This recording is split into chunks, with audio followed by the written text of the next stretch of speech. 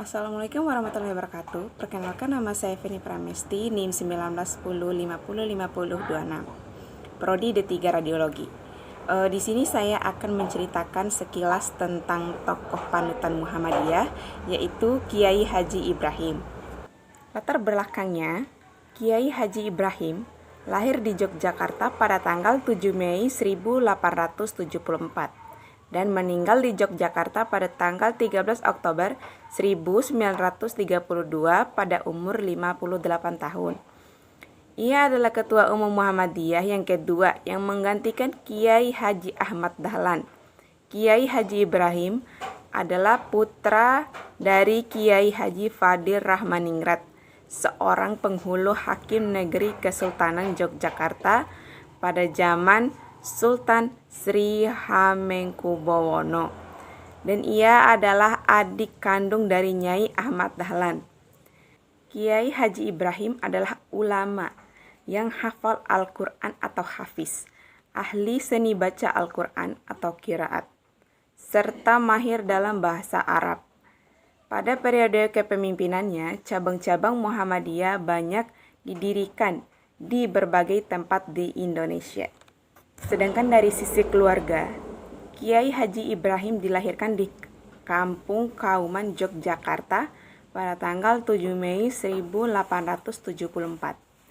Ia adalah putra dari Kiai Haji Fadil Rahmaningrat, seorang penghulu hakim negeri Kesultanan Yogyakarta pada zaman Sultan Hamengkubuwono Soerja 1933 sampai 277.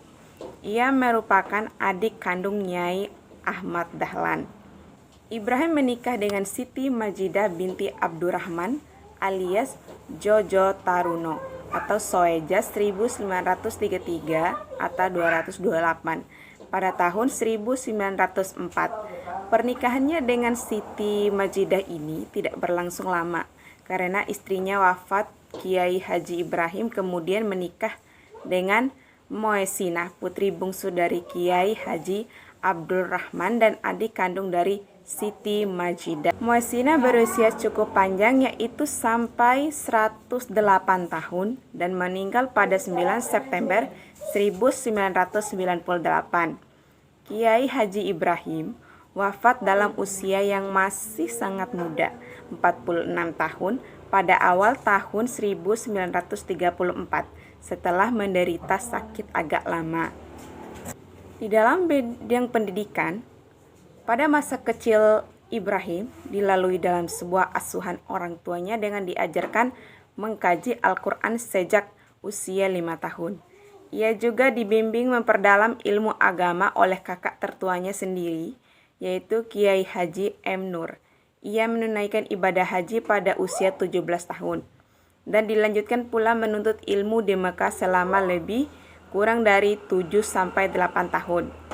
Pada tahun 1902, ia pulang ke tanah air karena ayahnya sudah lanjut usia atau lansia.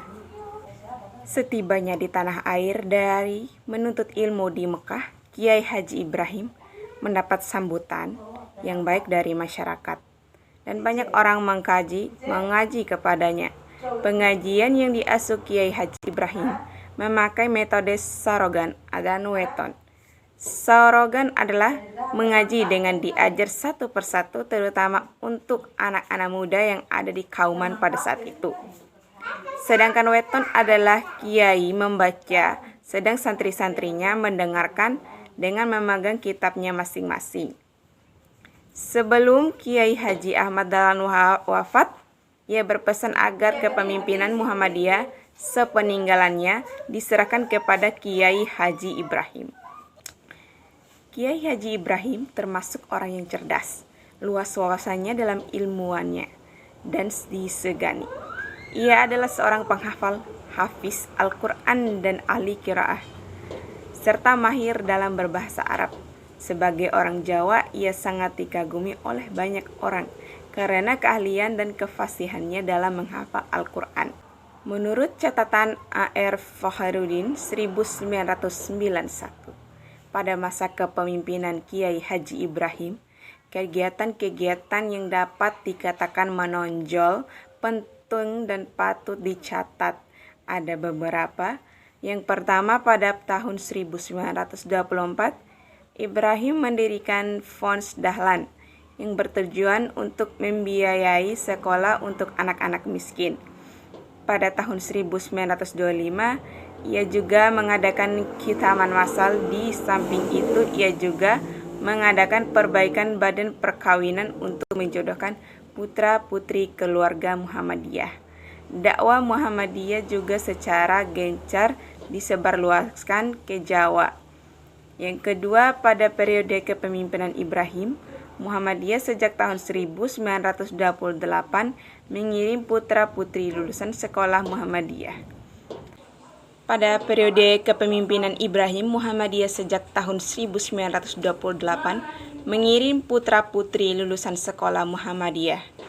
Pada Kongres Muhammadiyah di Solo pada tahun 1929, yaitu pada masa kepemimpinannya, Muhammadiyah mendirikan Uitgester Mi, yaitu badan usaha penerbit buku-buku sekolah Muhammadiyah yang bernaung di bawah Majelis Taman Pustaka. Pada waktu itu pula terjadi penurunan gambar Ahmad Dahlan karena pada saat itu ada gejala mengkultuskan dia. Sementara dalam Kongres Muhammadiyah ke-21 di Makassar pada tahun 1932 memutuskan supaya Muhammadiyah menerbitkan surat kabar atau dekblet untuk pelaksanaannya diserahkan kepada Sekian yang dapat saya sampaikan mengenai tokoh panutan Muhammadiyah, yaitu Kiai Haji Ibrahim. Wabillahi taufiq wal hidayah. Wassalamualaikum warahmatullahi wabarakatuh.